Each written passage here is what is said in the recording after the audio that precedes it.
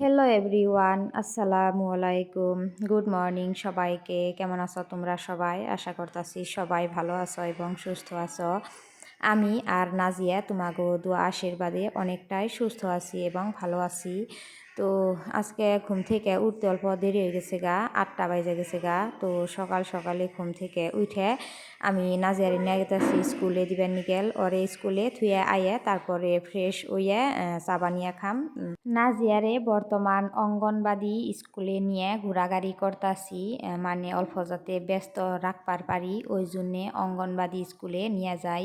এইবার স্কুলে এডমিশন দিবার চাইছি, তো এখন তুরি স্কুলের ফর্মই আনা হয় নাই। দেখা যাক কি হয়, কোন তুরি ফর্ম আনা হয় বা কোন তুরি স্কুলে এডমিশন দেওয়া হয় তোমাকে তো জানামই। আমার মুখটা একদমই শুকনা শুকনা মরা মরা লাগতাছে, মানে ঘুম থেকে উঠে ফ্রেশও ওই নেই, ক্রিম শ্রিমও লাগাই নেই আর কোনো কিছু খাওয়া দাওয়াও করি নেই।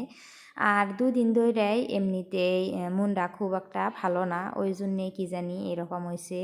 তো স্কুলে যাওয়ার সময় নাজিয়া জনগণ পড়তাছে আর আমারে কইতাছে তুমি কও তুমি কও। তো ওর লগে আমিও কইতাছি আর গেতাছি।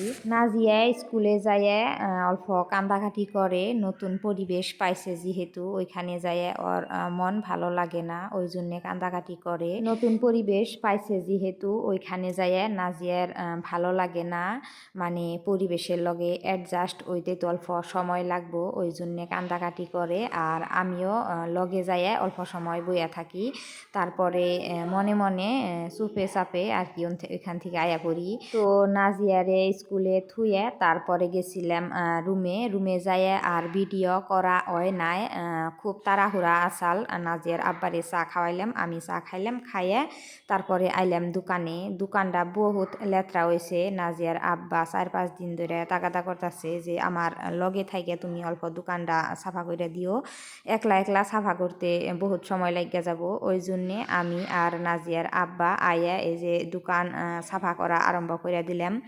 দোকানটা সাফা করা হইলে তারপরে ঘরে যাইয়ে নাজিয়ার আব্বা একবারে গোসল ধুয়ে মসজিদে যাব, তারপরে মসজিদে থেকে আইয়া ভাত খাইয়া দুপুরের তারপরে একবারে আইয়া দোকান খুলবো। তো আজকে আর আগাবেলা দোকান খোলা হইল না, অল্প মানে ঘুম থেকে উঠতে অল্প দেরি করে হালাইছে, তারপরে সাফা করলাম ওই জন্যে আর কি। তো ঘরে যাইয়ে আজকে নাজিয়ার আব্বা রান্না বাড়া করলো, মানে আমি ঘরে যাইয়ে অল্প কাপড় ধুলাম, ঘর মুছলাম, ঘরের অল্প কাম করলাম, ওই জন্যে নাজিয়ার আব্বা কইলো যে তোমারে হেল্প কইরা দেই। নাজিয়ার আব্বা আজকে একটা স্পেশাল রেসিপি বানাইছিল, বহুত টেস্টি হয়েছিল, বেগুন ভর্তা। তো তোমরা ভাববা যে বেগুন ভর্তা আবার স্পেশাল রেসিপি কে কইরা হবার পারে।